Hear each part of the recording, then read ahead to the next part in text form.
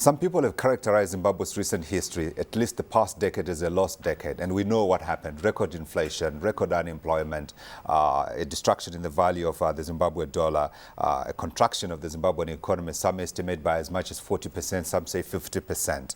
But that is history now. Here we are, 2011, we're talking about Zimbabwe recovery.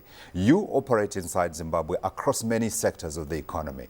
Give us a picture look, if you can, about how things stand now and how you see things looking into 2012. Thank you, Godfrey. Perhaps I should start off by actually going back to the lost decade, as you call it. I think the lost decade gave us an opportunity to really carry out some serious introspection, to check out our business models, to ensure that we prepare these businesses to take off when things turned for the better. So although it was lost, it was actually an opportunity for us to gear ourselves for the future growth that was bound to come. And all of a sudden, right now, yes, we are in a growth phase. We talk about recovery of the economy, and recovery itself implies growth. Right. So we are well set. We like the fundamentals that we see. We like what came out of the Minister of Finance budget speech in terms of projections for economic performance to the end of this year. We like what his projections are going into the future. So I think, yes, Zimbabwe is really sitting on a very good place from where it can really take off. Yeah, let's talk about the Old Mutual strategy. I think about 4 or 5 years ago, time flies, I wrote a piece on Zimbabwe about Old Mutual, where one of the issues that came up in that was that Old Mutual had taken a strategic decision to stay in Zimbabwe. And now this is, of course, a country where you have spent more than a century in, and decided to stay the course. You have stayed the course. Now, as we move into what may well prove to be a recovery phase, where do you see that opportunity for the Old Mutual Group inside Zimbabwe? Well, to all intents and purposes, the financial sector itself went through a lot of dramatic decline during the course of the last decade. Now it's a question of us re-engendering the confidence that the market has got in financial services. Right. No doubt the one sector which would have been very, very dramatically impacted on negatively so by hyperinflation would have been the financial sector. And that does have an impact, I'm afraid, on the level of confidence that the market has got in financial products. But we are saying that is water under the bridge. We are dealing with a real currency here, a couple of real currencies for that matter, and we are therefore well placed to start selling new products, reselling some old products which are appropriate in a new environment, and therefore, yes, we are sitting on an opportunity really which entails a lot of growth for us in the future. Part of the story that's been missing for me, particularly given the picture that they've just painted around the financial services sector and the opportunities for growth, is that we haven't seen a lot of mergers and acquisitions activity. And yet one would imagine in a country where you've got big players like yourselves with very strong balance sheets and a very strong parent, there would be opportunities to perhaps acquire some of the smaller struggling financial services firm. Why have we not seen this activity coming through, do you think?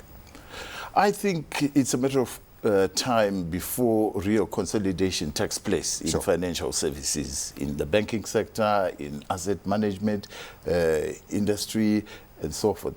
We ourselves are big enough. We are comfortable with the size that we have got.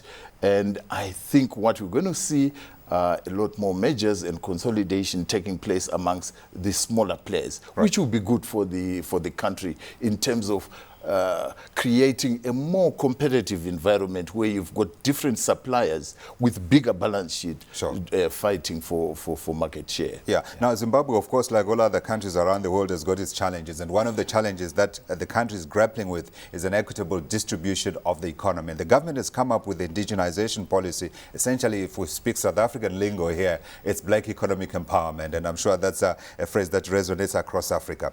Now, that policy, of course, has thrown challenges for the business sector in terms of implementing the requirements of the Act. As Old Mutual, where you sit, are there opportunities that are being created by indigenization, and where are they? Well, perhaps I should look at the way we have solved that particular issue ourselves as Old Mutual. Right. We actually looked at this as an opportunity to create opportunities for the business in Zimbabwe to grow even faster. If you look at our solution, it's a broad-based solution. For starters, the beneficiaries include staff whom we needed to really reward for sticking around with us during the difficult years. We have pensioners who are going to be beneficiaries, and that makes sense for us because pensioners did get the wrong end of the stick out of the implosion. I'm one of them.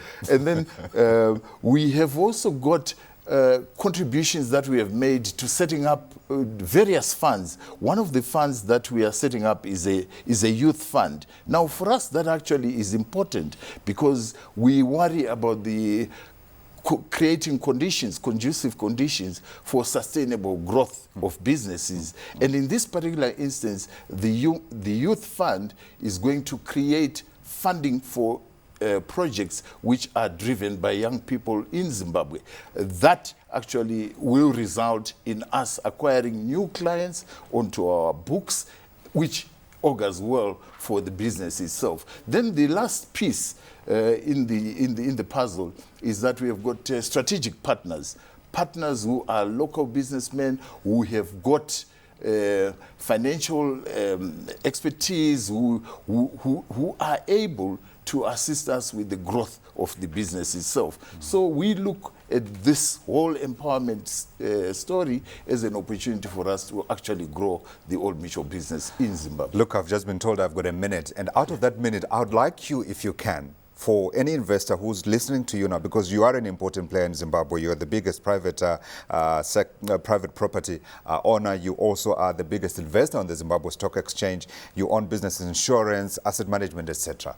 When you look at Zimbabwe into 2012, what do you see? We have a phrase here that we use to describe investment cases where we think there are prospects, and so we ask the question, is Zimbabwe hot or not? As an investment destination, is Zimbabwe hot or not? And briefly, why?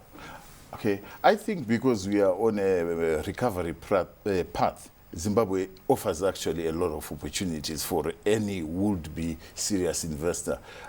Right across the board, agriculture offers tremendous growth prospects, mining, financial services, telecommunications. You just have to pick your sectors, as it were. There is a lot of growth there. We know the country is nowhere near where it was at its peak. So the distance from where we are to the peak offers unique opportunities for serious Absolutely. growth. I was looking at the Zimbabwe Stock Exchange market capitalization, $4 billion, and we know this is a market that was worth more than double that in its heydays. Look, Ngwerume, CEO, Old Mutual Zimbabwe, thank you for joining us.